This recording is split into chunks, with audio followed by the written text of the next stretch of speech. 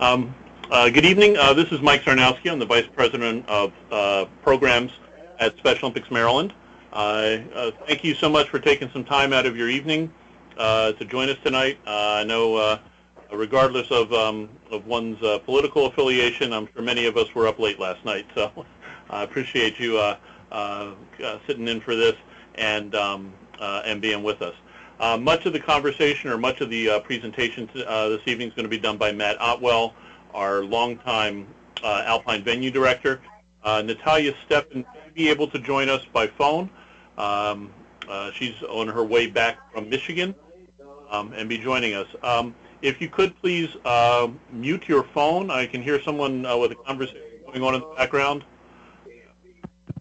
You could either mute using your own phone, using the mute function on your phone, or by pressing *6. It'll really help everyone else who's trying to listen in. So that said, well, Matt, I see you're on the webinar. Did you want to take this and then hand it back to me when it comes to the other sections? That sounds great. Thanks, Mike. Sure. So again, as Mike said, thank you very much for taking time out of your schedule. I know as all of you, I'm also a volunteer. So we have a lot of things going on and a lot of information to cover tonight, so we'll just jump on in and get started. Quickly go over the agenda, talk about the Winter Games dates, some other additional information. Mike will review the head coach certification. Then I'll go through, talk about the events that we're offering this year, and just over some changes that are going on Whitetail. And then something that we're all very excited about, we are doing some evolving of our weekend training programs. I think it will be if anyone who saw the release that went out, the information, if not, you're in for a good surprise. And then we'll go over some of the general information and some of the Alpine rules. There are some specific changes we want to make sure we highlight this year, as they will have a big impact on athletes and coaches and volunteers. Then go through a couple of quick tips. Mike will review some of the key forms and the registration process, and then we'll have some time for some Q&A. So let's talk about the dates real quick. So the race and gate training, as we're calling it now, I think we'll come up with a better name in the future, but instead of calling it just the Coaches on Snow training, we are transitioning this event. It's still a one-day event on January 7th, and this year we're going to be offering this date up to both coaches and athletes to attend the race and gate training session. We will be setting up, I'll go into a little bit more detail as far as what we're going to be setting up for that date. Then on February 11th and 12th, we have the Athlete on Snow training on Saturday and time trials on Sunday, with the Winter Games being Monday, February 27th and Tuesday, February 28th.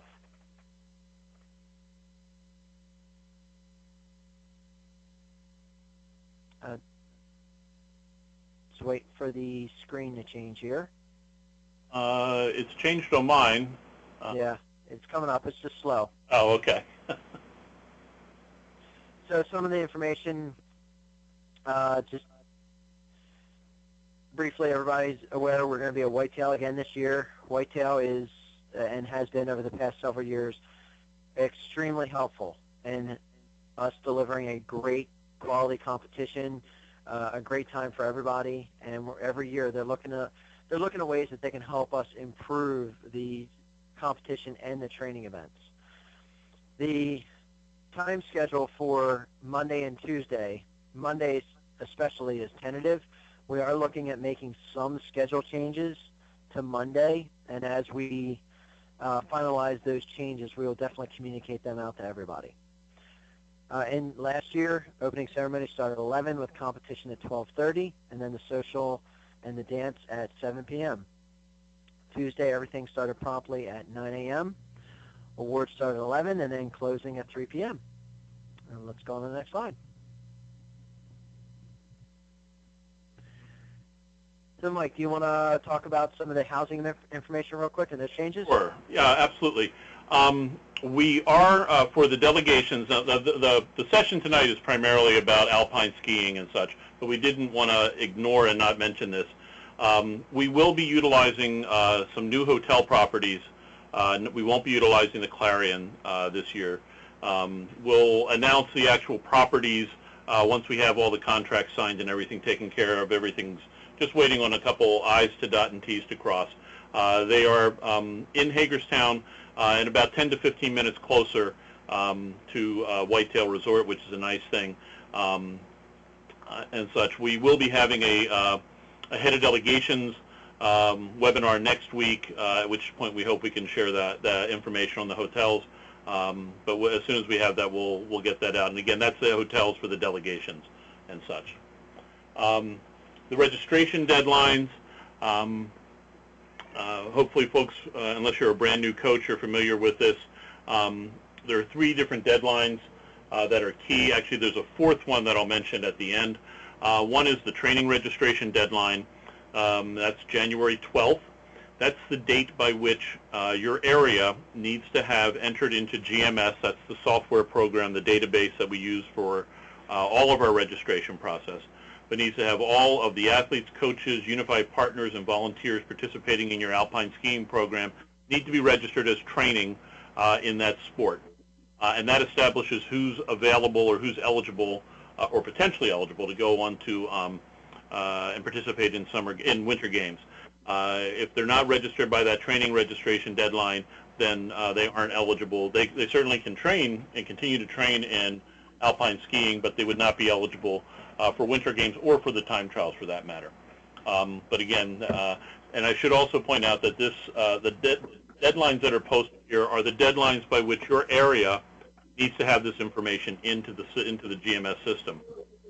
You should be, and if I could please ask everyone to mute your phone. We still have some folks there who aren't muted, and we're getting some background noise. You can do that by pressing *6 or using the mute function on your phone. Thank you. Then the next deadline, while certainly no one can participate in Special Olympics without a valid medical or without a valid volunteer screening, we don't always have that paperwork into headquarters at the start of the program. It could be that they're turning it in on their first practice and so on. So we do give you a couple days after that training registration deadline to get in any outstanding forms. Do not make the mistake of interpreting this to mean that they don't have to have their medicals done or their volunteer screenings done until the 23rd of January. That's when that stuff needs to be at headquarters. And the medical and the volunteer screening needs to be valid through Winter Games, the last day of Winter Games, which is February 28th. In addition, as you can see in that middle paragraph, the volunteers, coaches, partners, and all must have not just the volunteer application, but also their protective behaviors certification valid through Winter Games. We'll touch on some of that as a reminder in just a moment. And then also all coaches, and this is not just head coaches, but all coaches, must have their Special Olympics coach certification for alpine skiing and their concussion certification handled by this date. We've been pushing the coaching requirement and have only up through last year, or well, through 2016, I should say, have only had it apply to head coaches, but we have been saying all along it's going to apply to everyone. That's kicking in here. So all coaches need to have their Alpine certification for Alpine coaches completed by that date. And then the competition registration deadline, that's February 2nd. There really is no leeway whatsoever on that because we have the time trials coming up about 10 days later. That's when you need to have in the events that your athletes will be competing in, and unified partners for that matter will be basing the time trials off of that information. And anybody who's not going to be attending Winter Games should be deleted from your delegation. So please work with your GMS person for your area to make sure that that's taken care of. I will tell you that after that date, if there's any athlete or unified partner for whom there is no competitive event listed, they're going to be deleted. So make sure that you get that information in to your person. If you don't know who the GMS person is for your area, contact your area director and they can tell you. And again, just another reminder, these dates are when they need to have it into the system. They will certainly want it for the information from you in advance of that date. It could be as much as a week or more that they'll need it. So talk to them now so you know what their needs are. Matt, did you want me to touch on this, or did you want to cover this part? No, go ahead, because I think you're a little bit more familiar with it. This is the first time I've seen the pictures today, so I think it looks great, though. Yeah. Now these pictures are about a little over a month old, but whitetail, and again, we'll talk more about this as the event, the Winter Games, nears. But whitetail has been doing a significant amount of construction. This is part of a multi-year expansion process and program that they've got underway. And so, if for those of you who are familiar with the facility, this new construction, it'll be a series or a number of different restaurants that are there. I think it's either I've been told a brick oven pizza, but it may not be that brand, but some type of a eatery of that type, as well as an actual sit-down restaurant in here. But this is all coming off the wing where the Starbucks had been, and such. We haven't seen the inside. They're taking ownership of it, if you will, or occupancy of it on the 15th, so in 6 days. That's when they're scheduled to do so. We'll get to see what space we can utilize and such. One of the nice things with this is it will alleviate or reduce some of the pressure on some of the space, particularly over in the cafeteria area, and folks can be a little bit more spread out. It should also, in theory at least, reduce some of the lines. Now, obviously, they're hoping it will generate more business too, so there's kind of a balancing act there, but it should be really nice. We're pretty excited about it, and to see how we can utilize that space. Then Matt, I think this goes back to you. Yeah, we're very excited about it, and some of the changes that we're looking at making for our training weekends kind of involve some of this expansion as well. I'm just waiting for the slides to move here. Okay. My connection's a little... Sure. If it helps, we're looking at the Alpine courses copied from last year. Okay. No real changes. It's coming up right now. No real changes to our courses from last year. We did make some strides. One of our goals over the past couple of years is to have accessibility for spectators to be able to see as many races as they can. And we were very excited. We were able to work with Whitetail to close off some courses to get the intermediate run. We made it longer than we ever had last year. We were able to bring the finish line close to the bottom. So that was the first time in a long time that spectators were able to get to both the novice, glide, super glide, and the intermediate finish areas. We had a great feel to it last year. We put a lot of effort into bringing the celebration out to the entire base and try to increase with signage and more directions on where people can go and watch different aspects of the competition, awards, or any of the other activities that are going on the mountain. So let's go on to the next slide to talk about the locations of control center and other spaces. As Mike's mentioned, there's going to be some changes to Whitetail with their new areas. We don't expect that's going to have a lot of impact on where we have registration of the control center. Correct me if I'm wrong, Mike, but is volunteer registration going to change because of this? We're not sure. I mean, the current plan for at Winter Games proper, at Winter Games itself, is that the control center and volunteer registration would likely stay the same location. And actually, these notations here are a year old. The volunteer registration and the control center was back up here in the child care building, which is also where the ski rental is as well. That's nowhere near the construction, which is going on this diagram right here, if you can see where my cursor is. So that's still the intention, but at the same time, we're looking at the different spaces that are available, and we'll see what we have, if there might be a more ideal location. That said, it probably will have an impact on our locations at Athlete on Snow, and actually on the 7th, where we usually have been had our kind of control center, and where you would check in your athletes and your teams was above Starbucks. We don't even know if that exists anymore, that space. because of the construction. So we may be looking at an alternative location. Of course, as soon as we know, we'll let you know. That really shouldn't have an impact on any of your planning at this point in time. But as we have more information, we certainly will share that with you. Yeah, that's an excellent point, Mike, and there'll be plenty of signage on the 7th to let everybody know where to go. Okay, and then I'll take the next couple slides that get into the coach requirements and such. And none of this should be a surprise, hopefully, for folks, but we wanted to put it out just to make sure that everybody is aware of it. There are actually several different things that need to be done in order for a coach to be eligible to participate, and luckily all of these are good for 3 years. Hopefully everybody's aware of all of them. One is you have to have your volunteer screening up to date as a Class A.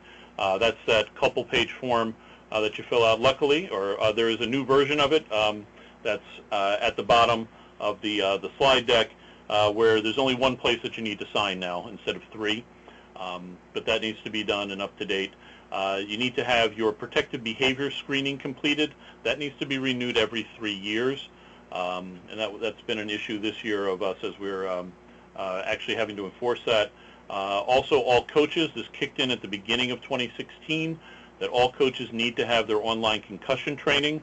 I think we did pretty well with Winter Games, folks.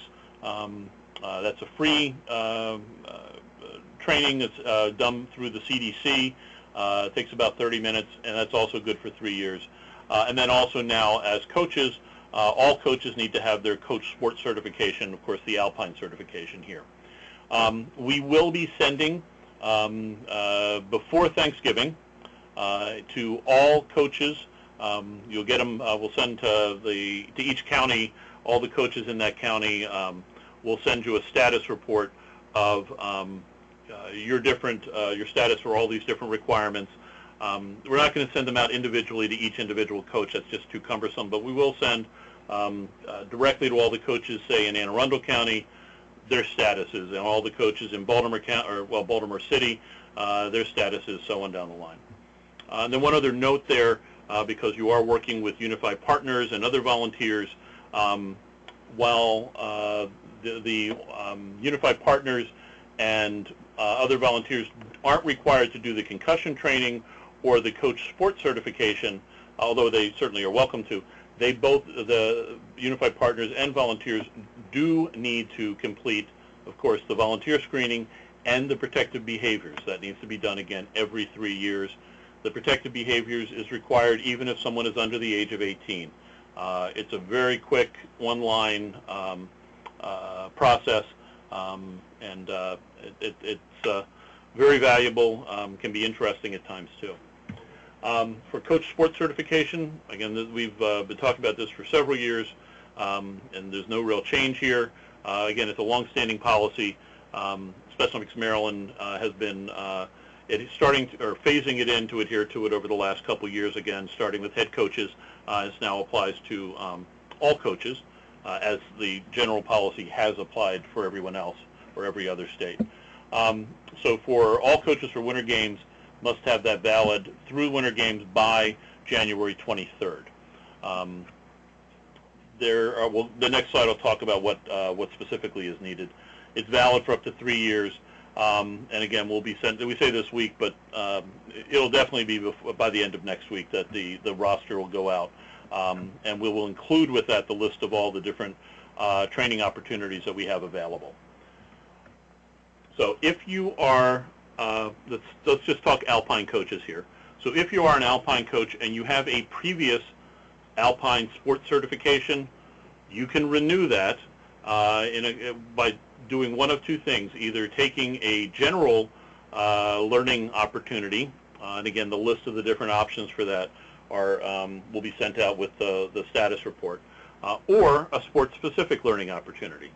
The event, the gate training and race training on January 7th, even though we're including athletes for that, still counts as coach certification or coach training, and that would update if you stay for the entire day.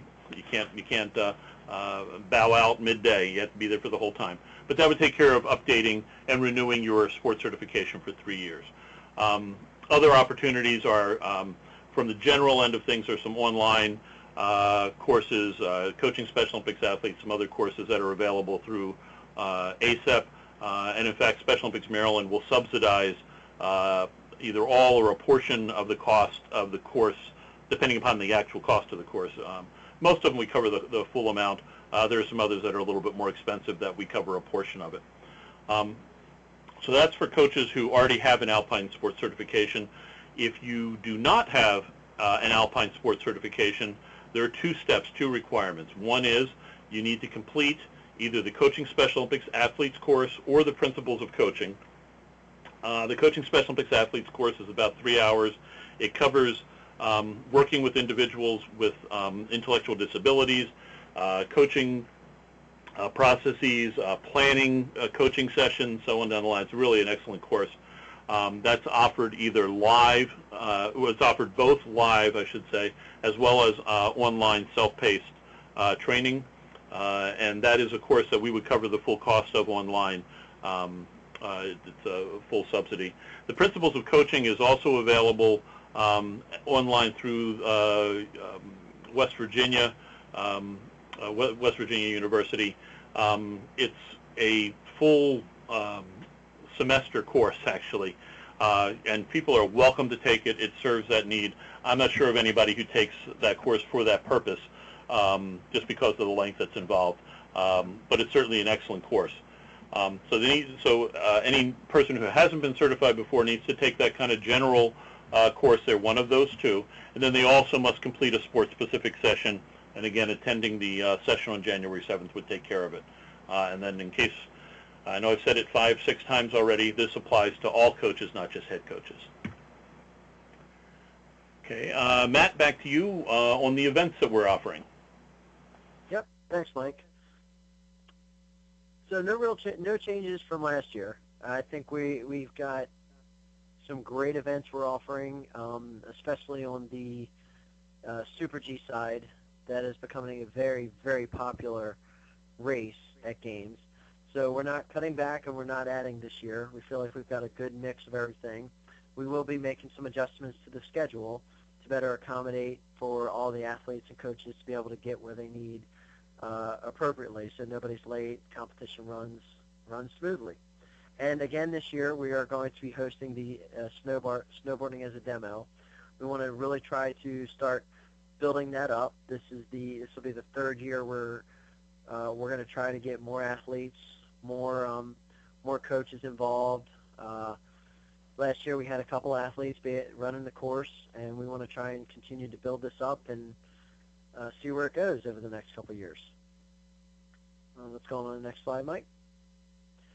So this is the one I'm very excited about. We've had a lot of conversation about this in our GMT meetings between the GMT Alpine volunteers and staff, and we really feel like we have an opportunity. Last year during our classroom training, we had a very excellent session where we had just a 1-hour open discussion with all the coaches that attended and got some great feedback. And we just want to let you know that we heard you guys. And having the opportunity for athletes to get more exposure to running gates is essential, especially when they're only running gates 2 weeks prior to the games and 1 day before they do time trials. So we talked amongst ourselves and we decided to open up. Basically, we're going to consolidate the coaches' classroom training into coaches on snow training, but also open it up that day to athletes. Now, we're still working on the logistics on how the schedule is going to go, but we will be offering classroom sessions that day as well. And once we have a better idea of who's registered, how many coaches, how many athletes, we'll be able to better align the schedule for the day. Our intent right now is to have a 1-hour classroom session in the morning and a 1-hour classroom session in the afternoon, so that way coaches can balance with the athletes they have coming up. Some coaches can stay out in the snow with their athletes. Half the coaches can come into the morning classroom and then switch it up for the afternoon. So it'll be a great opportunity to get real-time feedback as athletes are running the courses, our intent is to have clinicians. We'll be setting up 2 courses. In the past, we've only set up the 1 course for coaches. We will be setting up 2 courses, just like at Athlete on Snow, and have a clinician at each race course to provide real-time feedback as the athletes are coming through the course. They can meet with both the athlete and the coach at the bottom of the race course, outside of the course, to go over what they've seen from a technique perspective, some racing skills, some general skiing skills, and help build a program for the coach and the athlete on what they need to work on over the next couple weeks before the next Athlete on Snow training date. In addition, having the classroom training that day, we're hoping that a lot of the questions that come up about either rules or ski techniques or training, that things are very fresh in everybody's mind. And being on snow, it helps everybody have more conversations, more availability of what's going on and what kind of feedback we can provide in real time. So we're very excited about this. We're going to be trying to take advantage of the new space that Whitetail is offering. And again, as we get closer and we see the number of registrants, we'll be able to better determine what the schedule for the day is going to be. For athlete training weekend, it's going to be similar to the past. Athlete training on Saturday, 2 courses we'll have set up, and then time trials on Sunday. Matt, a couple quick points that I'd like to add to this as well. Certainly. First of all, this opportunity on the 7th, it's new. As Matt said, we're very excited. We hope most areas and most athletes are able to take advantage of it, but it is optional. That said, we also need to you need to pre-register for that. Process for doing that we'll have out to you shortly. And also, just as is the case on the Saturday of the athlete training weekend, the costs for lifts, rentals, lunches, etc., are passed on to the area. While Special Olympics Maryland headquarters will take care of the master bill, those costs are charged back to the area. So you must talk to your area director and make sure that he or she and the area leadership team are aware of it and are fine with it. Don't leave yourself open to a really rude awakening afterwards when there's several $100s deducted from your area's account. But we hope that most areas are interested in this, and it's one more opportunity to get on the snow. The last point with that as well, since as Matt noted, there will be some classroom sessions and such. There will be times on the 7th when the coach, a coach who is going through the training, will not be able to be providing supervision of the athletes from his or her area. So you'll need to make arrangements, whether it's with family members, counselors, whatever, to be available to supervise those athletes who require it during those times, because a coach will not be excused from the classroom session and still be considered to have completed the training because they didn't arrange for supervision for the athletes. So think of all that ahead of time. We hope it's not too onerous to arrange that. Just knowing from the Athletes on Snow weekend on that Saturday, there's usually, most folks come up with some other people, but plan accordingly. Okay? Yeah, excellent points, Mike. And to that, this is really a long-term plan that we're putting in place for the training. We decided to keep it just as one day this year. We want to see how it goes, see the interest in it, and depending on how this year goes, the feedback, I know it's kind of last minute for planning, as Mike mentioned, from a financial aspect, but opening up, seeing how things go, and then really building it into the future to see how we can continuously build and improve the Alpine training program for Winter Games. Let's go on to the next slide, Mike. So basic rules of can be found at FISski.com. Special Olympics International follows the FIS rules, and there are a couple of specific changes there. Mike, is there anything else specific from a general rules and competition aspect you want to address?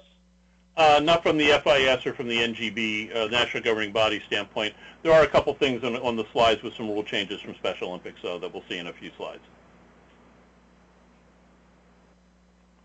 Okay. Okay, let's keep going. So these are some additional links. I want to put a big shout out to Mike for verifying all these links today and making sure they were still up to date or replacing them with new links. These are valuable resources. I highly recommend everyone to go to these pages, just even if you can only go to a few minutes, go to these pages, look at the information. They're great resources. One of them there, I think it's on the Alpine skiing page, that can give you access to the Special Olympics Coaches Guide, which they've created these for all of the different sports. It's an excellent tool. It has embedded video in it for instructional purposes. Gives you lots of pointers as a great resource. And I think we might have mentioned this last year, but it's also now available for you to load onto your smartphone or iPad or other tablet so that you can have it available for you in a more convenient format. Okay, so to go over the rule changes, and just to preface this, Special Olympics Maryland follows Special Olympics International rules and the changes that they make.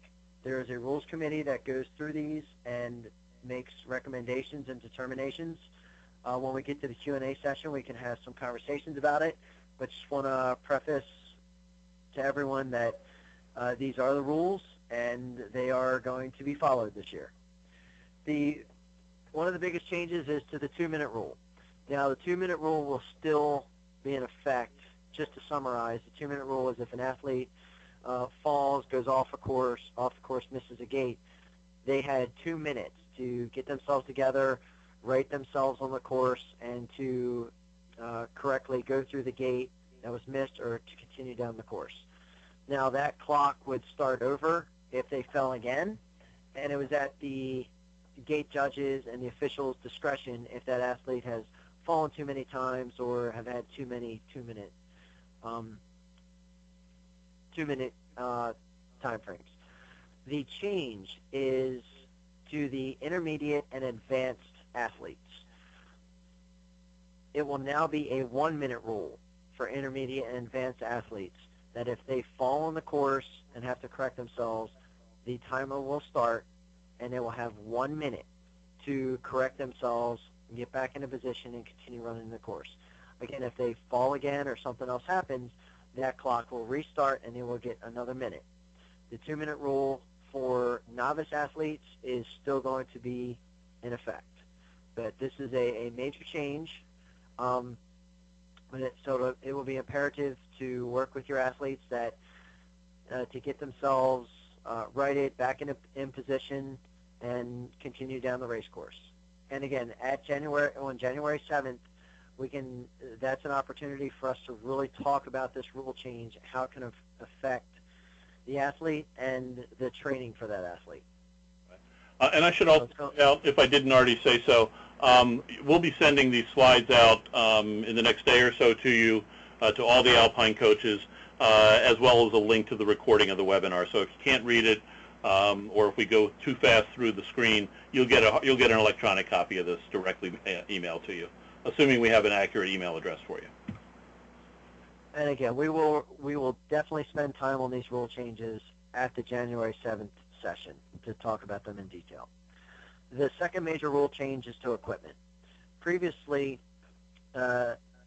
everyone was required to have a helmet, whether they were a coach, athlete, or volunteer. If they were going to run the race course, they needed a helmet. Now, the helmet specification was a little loose. As long as it was deemed a helmet appropriate for ski racing and allowed by the course official, that helmet could be worn. Going forward, all helmets must meet FIS equipment specifications. Now, I just want to let everyone know this is a new rule for myself.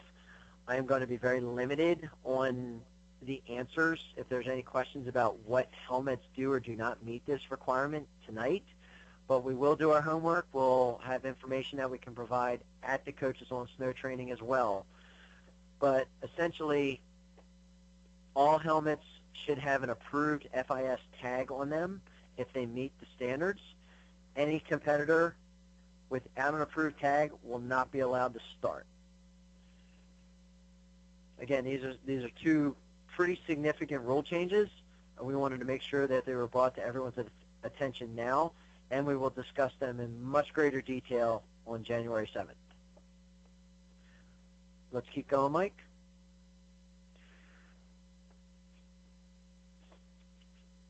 This slide is for some general competition rules. Mike, if you don't mind, if you could go over this one, that would be greatly appreciated.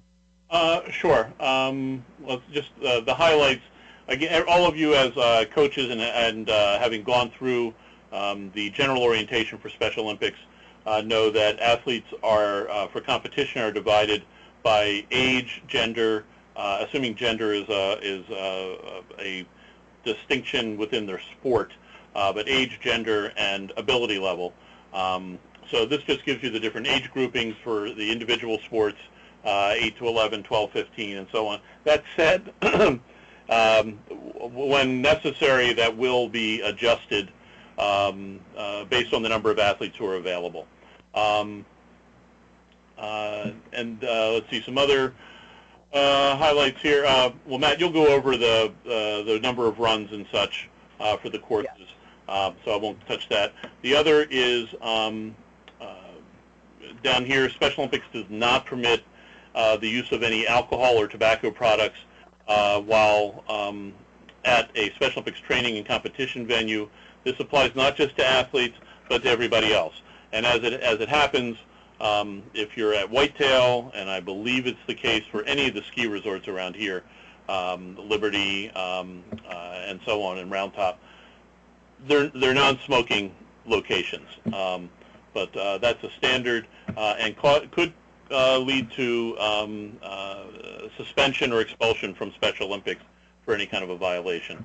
Similarly, no profanity or abusive language, and we will be publishing or putting out, making sure everybody has a copy of the codes of conduct.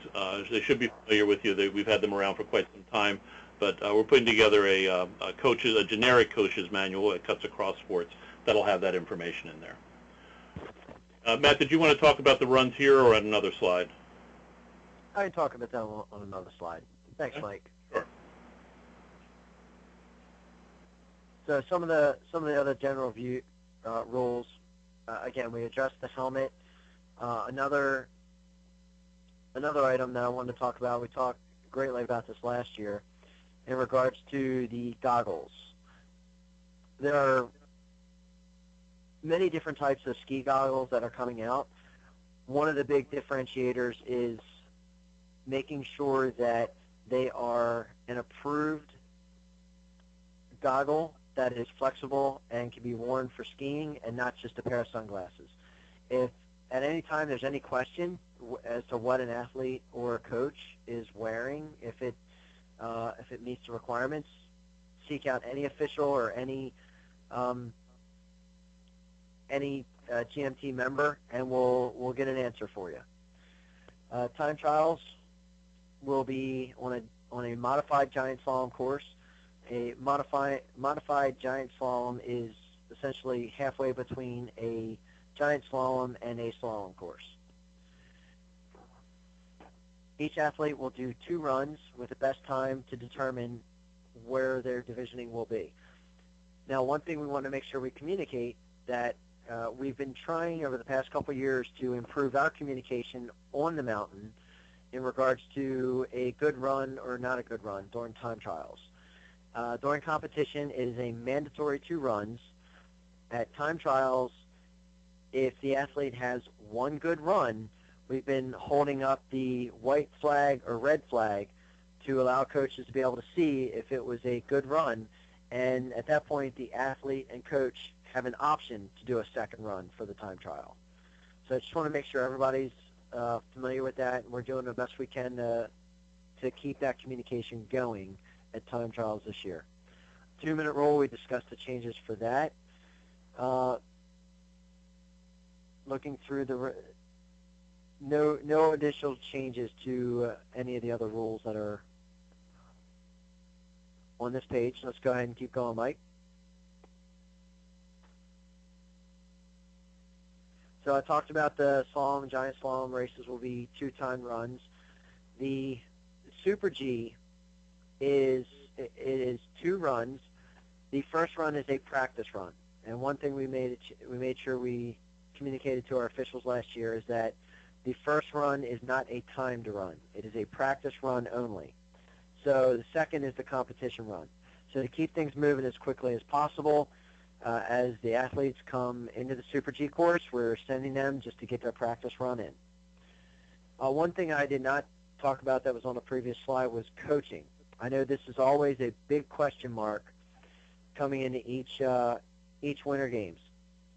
The definition of coaching, and we'll talk about this at the classroom session, but any type of cheering on or encouraging an athlete is allowed once the athlete enters the race course. Essentially, there's been a lot of questions. You can continue to coach your athlete on the lifts, in the lodge, on the snow, but once they enter the race course, that's when coaching stops. At that point, it's encouragement only. And other than that, it will be still a total of 3 events that an athlete can participate in, 2 different events and 1 unified. Let's go ahead to the next slide, Mike.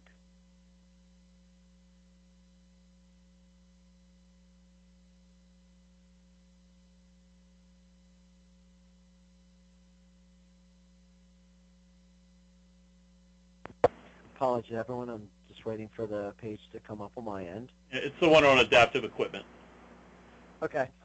No changes here. As in the past, we're still trying to grow our adaptive program, getting more athletes, getting more coaches familiar with the adaptive program, and what different equipment may be available.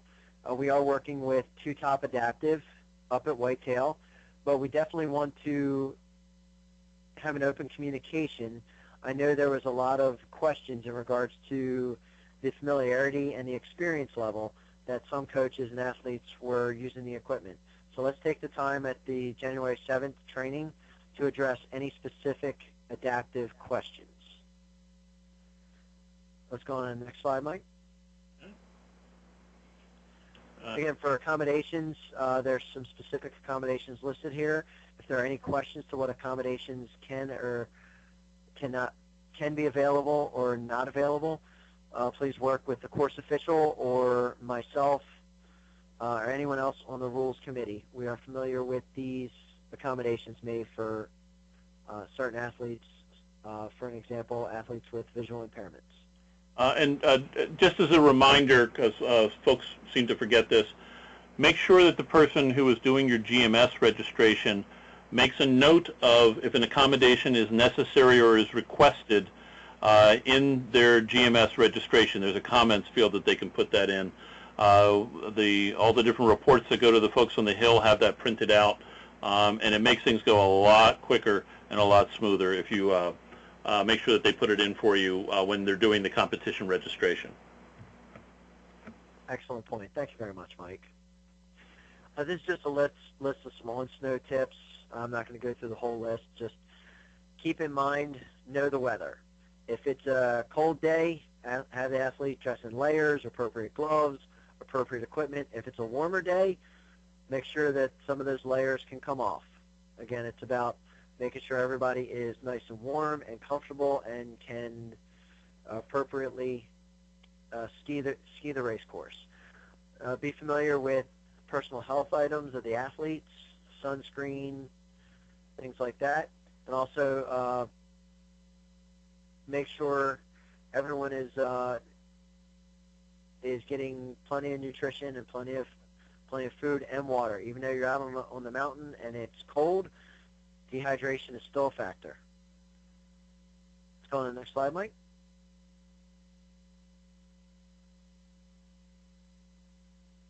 It's accident procedures. Yep. So these are, again, the accident procedures. There are no changes to past procedures. Just make sure that you contact course official, GMT, if ski patrol is not right there immediately. Do not remove any equipment. Move the injured person. GMT, Special Olympics Maryland, will have a mountain radio. So if ski patrol is not close, they can call it in and get ski patrol there as quickly as possible. And again, in reporting the accident, make sure that no information is communicated.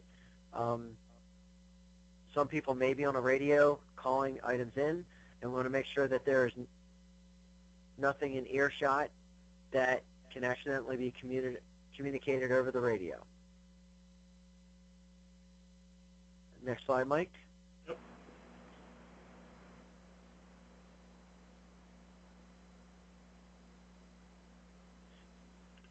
Again, just additional information on the accident procedures and some documentation in regards to the accident report after the fact. Anything specific here that you want to point out, Mike? No, actually, well, I'll tell you what, I'm going to, just to summarize stuff, we'll come back to the questions in just a moment. After this section here, there are, in the slides that everyone will receive, there are a lot of additional Alpine information that Matt wasn't planning to go over, and such. Please do review that. At the end of it, there are stuff on the forms. I'm not going to go through all this. We've talked through it already. I should point out there is a new medical form. We certainly are continuing to recognize the existing medical forms that athletes have, and will accept through the end of the year any of the old forms. But there are new forms. We had a meeting with area directors and area leaders about this, so hopefully they pass that information on to you. And I mentioned before that there's a different volunteer application. Reminder with the volunteer applications, this is still the case that if the person is, the volunteer is under the age of 18, there is an additional form. They need to complete the main two-page form, or what is now 2 pages, and then this student minor reference. And then that one slide that we looked at that had that procedure, this is the accident form. That's what I wanted to skip forward to. That would fill out. Again, your area director should have these. You should have some with you when you're going to training, either if you're doing dryland training or if you're going to any of the ski resorts or doing on-snow training, separate from the 3 events that we're hosting, the 3 events being the January 7th training, the coach or the athletes on snow and time trials, and then the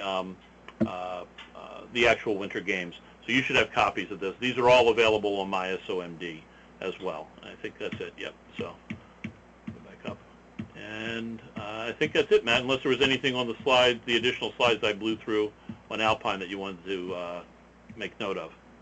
No, it's a lot of information. It's a lot, even what we went over, we still spent 45 minutes talking about it, and we've trimmed it down considerably to make sure we are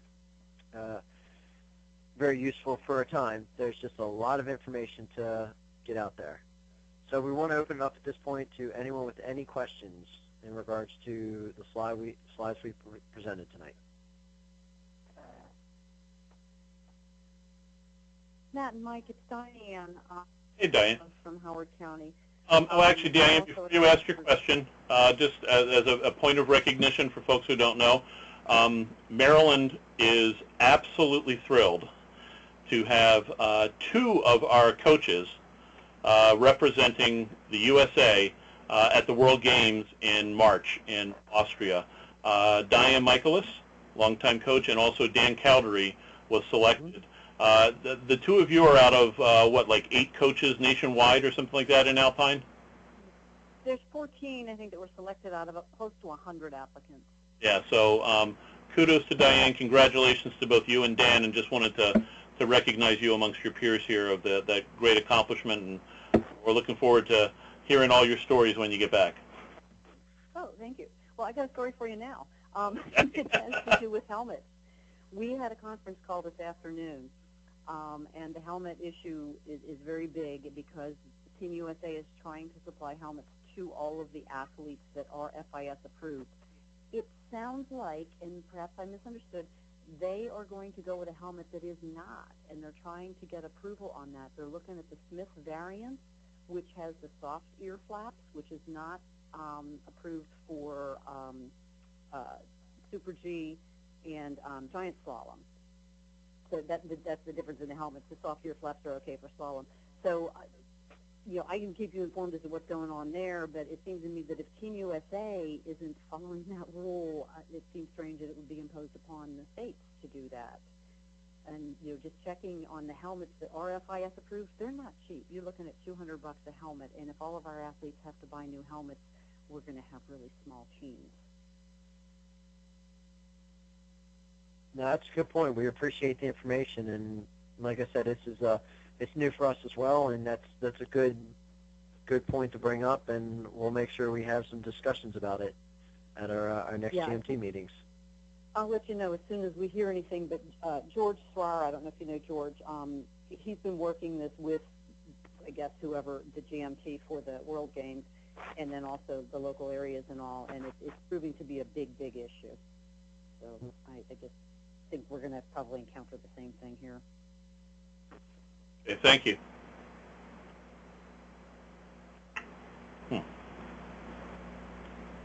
Any other questions? Yes, this is Don Bewick with St. Mary's County. And Hey, Don. I got a couple of questions. One is with regard to January 7th training. You mentioned that they would provide some adaptive training. Will you actually have adaptive instructors there on the 7th? Yes, we intend. We'll have a couple of certified adaptive instructors there. We're still working on the logistics on, again, as the athletes and coaches are registered, we want to make sure we have some good communication so we can line them up, so we can have those adaptive instructors available to work with those coaches. Okay, and a follow-up is would they, because we have one athlete that's an adaptive, and the partner that she had last year is unavailable, we might be able to get another one, but would that two-top adaptive be able to provide any partners for the competition? It's possible. Let's have a conversation about that on January 7th. Okay. Just keep me out. Yeah, bring it up to me again, and we can have that conversation. Okay, and then the last question I had was for Mike. You mentioned that you guys were looking for new hotels for Winter Games. Yep. We've actually identified the hotels. We're just not sharing them yet, so nobody scoops in and tries to reserve space until we have the contract signed.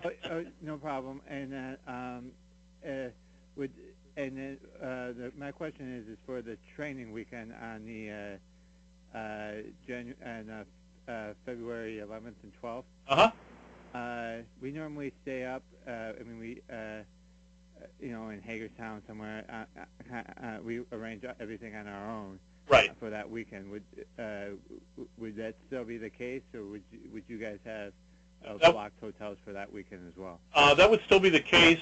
We may be able to arrange, a specific rate, but we're not going to block rooms and then potentially get stuck having to pay for any that aren't used. Okay, yeah, that's okay. Just making sure. That's all I got. Great.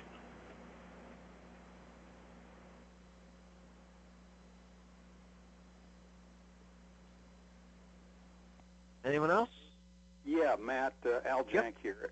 And I just wanted to piggyback on what Diane was saying about the helmets, because as soon as I heard that, I'm thinking FIS approved is hard shell over the ears, and those do cost a lot of money. So we would really appreciate being kept up to date on that as soon as any news breaks, because that's not going to, like it was mentioned earlier, there's going to be a lot of people balking at having to go out and buy new helmets. Right. That's all I got. Thanks. Okay, thanks. Message heard.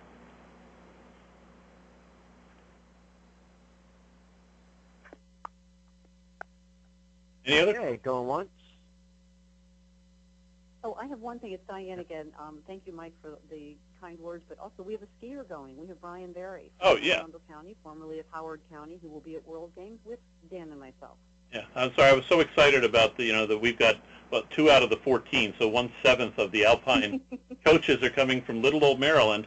I forgot to mention about Brian. So, and Yes. his excellent home-based coach, Mr. Al Jank, who works with him Yes. here. So, thank you for reminding us.